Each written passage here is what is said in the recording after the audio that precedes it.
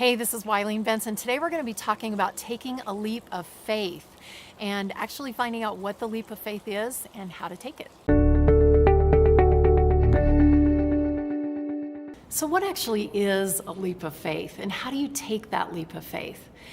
Well, I am going to suggest that a leap of faith always begins with fear. So I know that sounds kind of interesting that a leap of faith might start with fear, but let me just explain what I mean. So right now, I'm just going to invite you to close your eyes and just visualize and picture a circumstance within your life right now, a situation right now within your life that you wish you could change, that you would like to have different, that's not perfect, that is actually a lot less than perfect, that's something that you really don't like, something that you'd really like to take that leap of faith away from, right? So just really envision what that's like in your life, how big it is, how much space it takes up in your life, how many people it affects, how it affects you, how it affects your peace and your calm, and what emotion it stirs up within you to know that you are sitting inside of this thing that you want to change, this situation or this circumstance that you want to change, and just really feel it.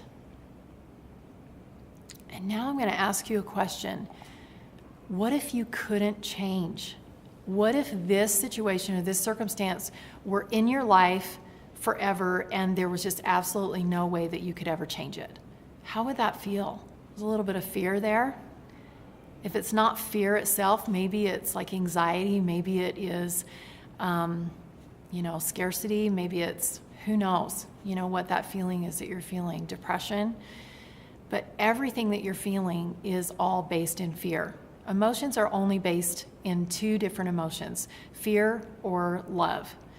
And if they're not based in love, then they're based in fear. So I'm going to suggest to you that this feeling that you just felt about the idea that was planted that maybe you couldn't change this situation or circumstance, that fear that you're feeling could be the catalyst. It could be the exact thing that you need to take that leap of faith outside of your comfort zone.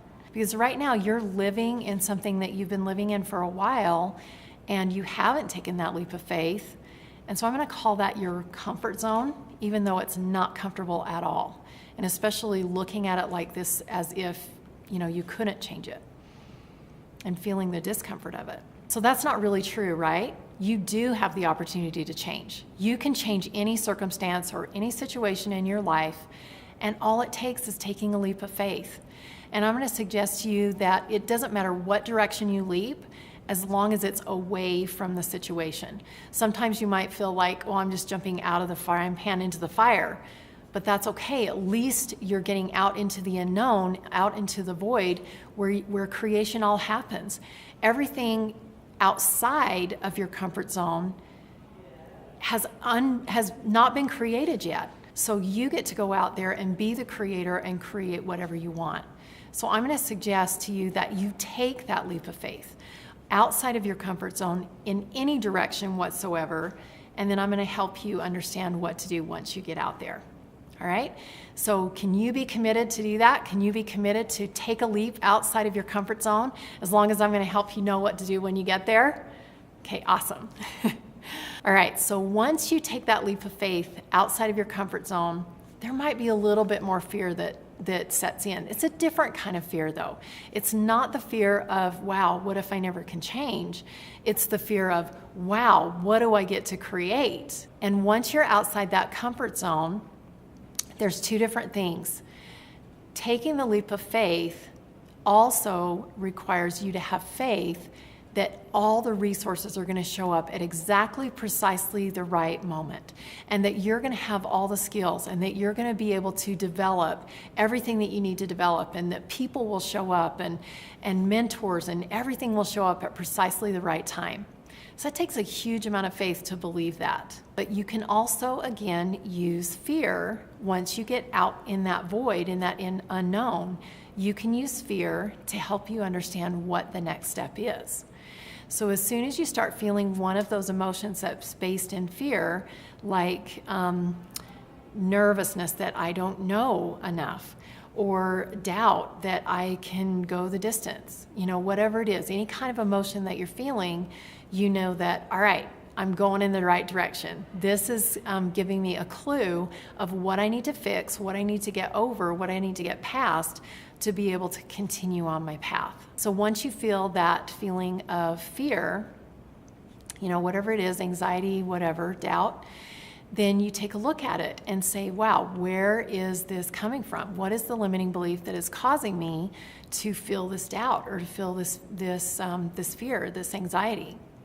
And maybe the fear is, I don't know enough to do this new thing that I'm trying to create. So look at that. I don't know enough. Is that true? Is it true that you don't know enough? And if it does feel absolutely true, do you have access to people who can teach you? Or do you have access to a class that you can take or a book that you can read or something? And so you can replace that idea of I don't know enough with I have access to resources. I always get the information that I need. I continue asking questions until I know enough. And really the first step is all you need. And once you take that first step, then you might feel a little bit of fear, or somebody might show up and say, oh, here's the next step for you. And you just can continue on your way. And either way, you've got the resources that you need. So I'm going to give you an example of how this worked in my life.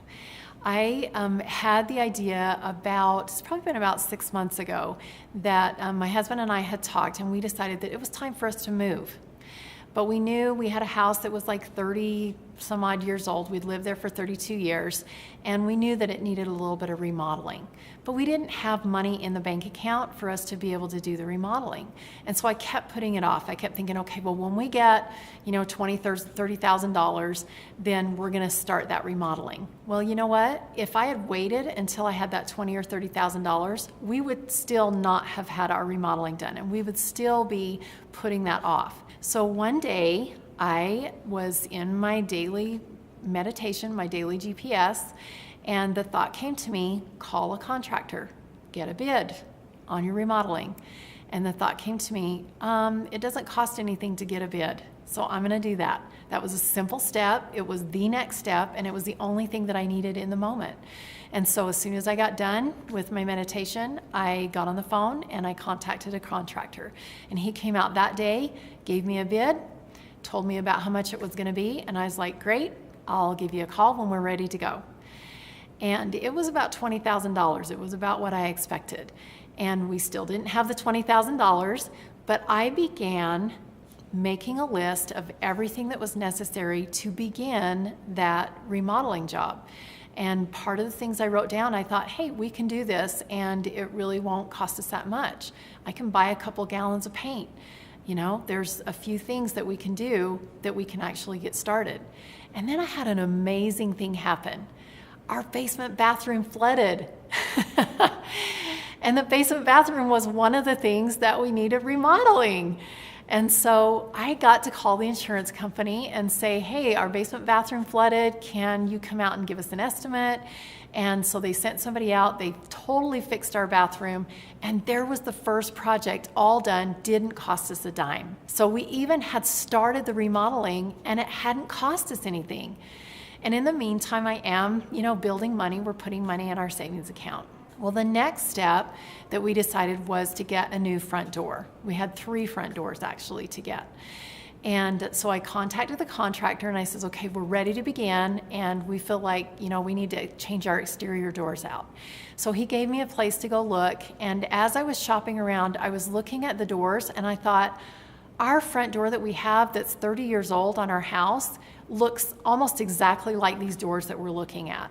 And all it really needs is just a fresh coat of paint.